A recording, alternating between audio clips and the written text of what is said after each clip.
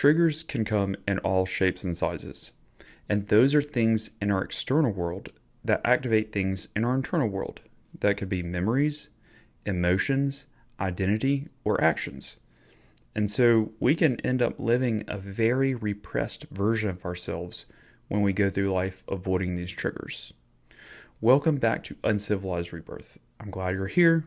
If this is your first time, welcome. If you're a returning person, that's really amazing. And if you watch to the end, if you like this, like and subscribe and share it, because there are people out there that I truly believe need to hear about the work that I am sharing on here. So triggers repress us, and I know this for a fact because I was raised in a homeschool environment where I was shut off from the world and abused at home. And then from there, I joined the military. After several years in the military, multiple tours overseas as an infantryman, I developed PTSD, but I'd already had it from my childhood trauma. So I had complex PTSD. And then this led me to a point in life where I didn't do anything. I stopped going to church events because there were so many people. I didn't branch out to try to make friends. I didn't have what you would call a life or a real friend circle that I had created. I was very repressed because I avoided all of my triggers. That can even be as simple as us having conversations with our parents that we know as a child we would have gotten hurt having those conversations or shut down. So now as an adult, we have just had that programmed in as our behavior if we don't have these conversations and we just totally shut down. How do you overcome this? And here is my perspective on what I have done with triggers and what it looks like. So it involves memories, coding, like metadata and identity, and energetic tethers from the outside that basically are recalling or trying to reach certain memories. So there's this process in our brain when it sees things externally, it's trying to choose, what do I do with this? Like, do I need to pull up a behavior or a memory? So it starts looking in the data bank of memories, and it could see this code of like, okay, these things are happening, so this is what's needed to be done next. So then that memory or that action can automatically be presented on yourself in that moment. So it has to go through the layer of identity that you're in. And then it's like, oh, what are the actions for this identity when it sees these things externally?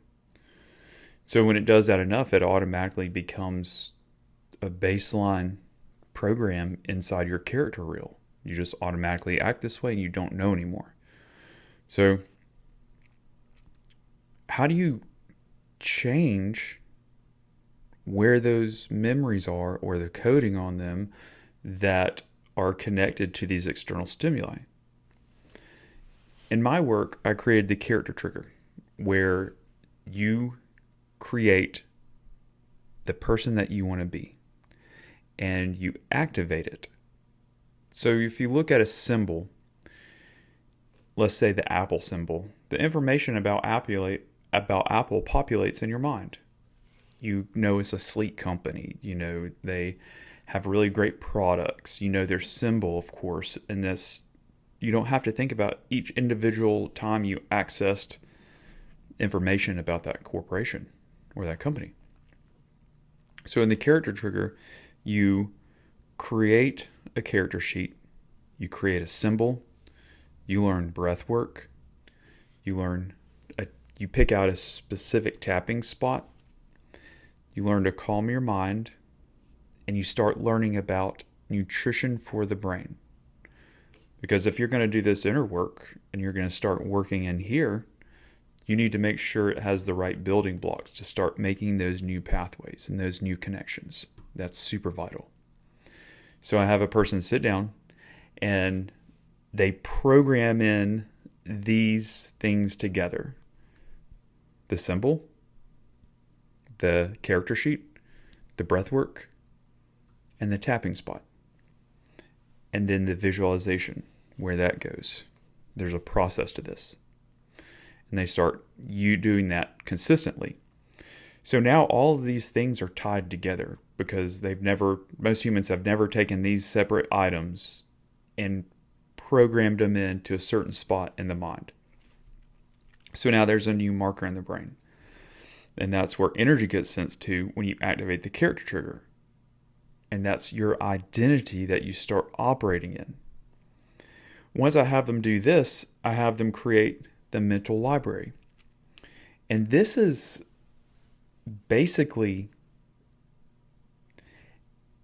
your interface for your brain, for your soul, because you're going inside your mind and you're creating this visual library, which becomes a visual representation of how you actively store and access your memories.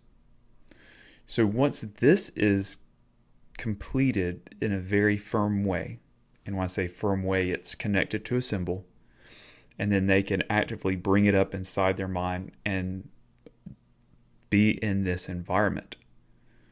And the time setting is 30 years in the future. So it's the character triggers activated, and then the mental library is activated.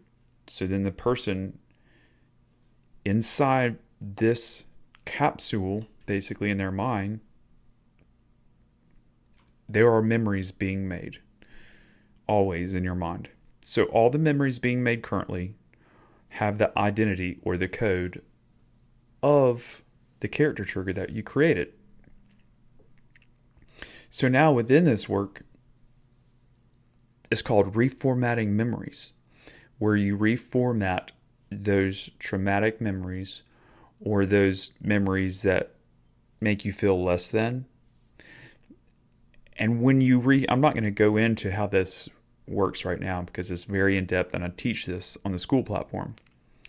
And when you create this new memory of recoding those, now the identity code on that memory is of the character trigger you created, the highest version of yourself. So now in the future, when you see these external stimuli, it's, if you're in your old identity for a little while, or you're operating in your character trigger identity, there's no code to access anymore.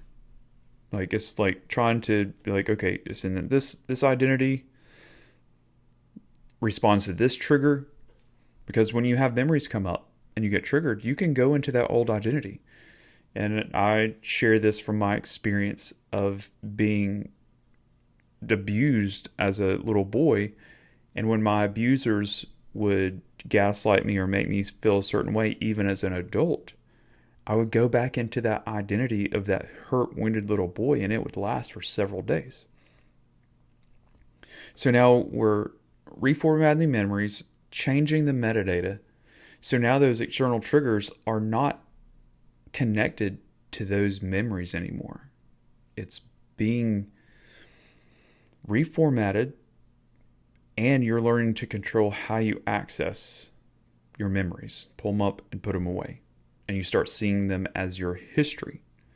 Because in the biomechanical processing center, your brain is recording everything.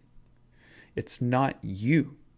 So when you get a separation of you're seeing that this is just a recording of the past, it allows you to stay present in this moment. Because when you pull up those memories inadvertently through being triggered, you literally get put back in the past. You feel like you're there. I've been triggered like this from childhood trauma, from time at war, when I was here as an adult and I would smell things, or people would say certain things, or I would access memories, and I would literally be back there, completely, utterly in that place. because my mind was not organized and I had not trained it on how to access memories and put them away. So then taking the work a step forward with triggers, I would use my character trigger. I would activate it under duress. So I would get on a row machine and I would row as hard as I could. I would be to the point where I felt like my heart might blow up and I was just wanted to fall off the row machine. And I would hit my character trigger. I would do my breath work at the same time, and I would calm my body and I would calm my nervous system, and I would keep moving forwards and I would keep rowing.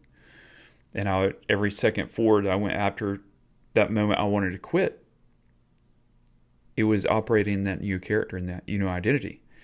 But I was programming in the character trigger even deeper. So when a person does this, they can go into a stressful situation, unless their nervous system gets triggered.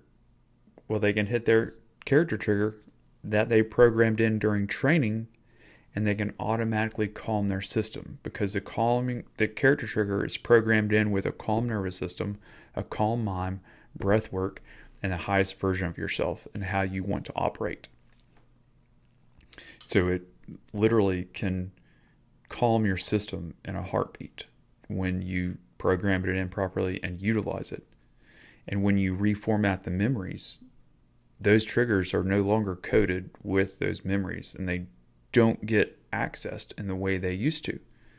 And even if you do start to access them, once you do the work, you activate your character trigger, you go into your mental library, and then you go through the process of recoding that memory as necessary, and you rinse and repeat as needed. And as you do that, you become in control of those memories, their meaning, and the code, the identity code that's attached to them. Roadhouse, Spiritual Hard. And if you have any questions, ask below. Boom.